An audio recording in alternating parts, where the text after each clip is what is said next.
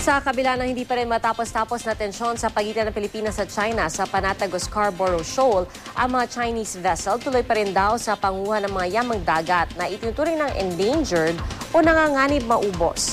Balita natin ni Maki Pulido. Sa kalagitnaan ng negosasyon para matigil ang standoff sa panatag o Scarborough Shoal, wala pa ring tigil ang pag-ani ng mga mangingisdang Chino ng endangered marine species. At ang mga naani nila, hindi nakukumpiska at malaya nilang naiuuwi sa China. Nakaalis na ang 2 sa 7 Chinese fishing vessels na iligal na nangingisda sa Panatag Shoal. 2 Chinese maritime surveillance vessels ang nagbabantay sa iligal na pangingisda ng mga Chino.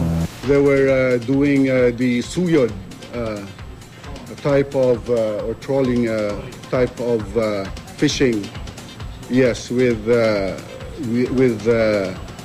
very thick nets, and also they saw some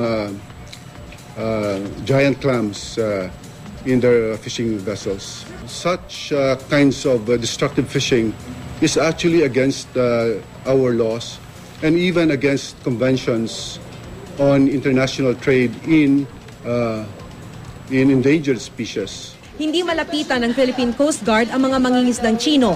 Kinukunan na lang ng litrato para raw magsilbing ebidensya.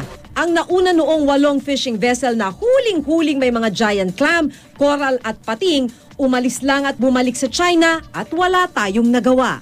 This times, I think it's a little bit sensitive because of what is going on, and we are in the middle of diplomatic negotiations, and we would still like to have this settled in a friendly and diplomatic manner. Sinabi ng China na wala na silang ginagawang aksyon para palalain ang tensyon sa Panatag Shoal.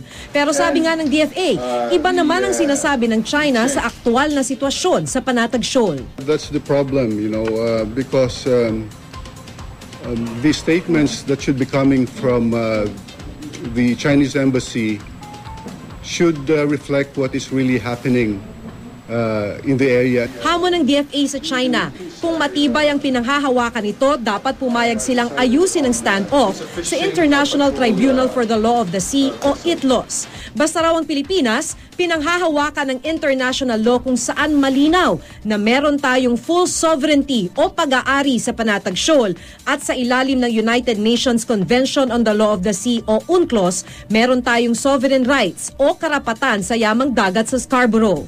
Wala pang bagong pahayag ang Chinese Embassy, pero ayon sa kanilang tagapagsalita, iginiit nito ang hangad ng China na maayos ang standoff sa diplomatikong paraan.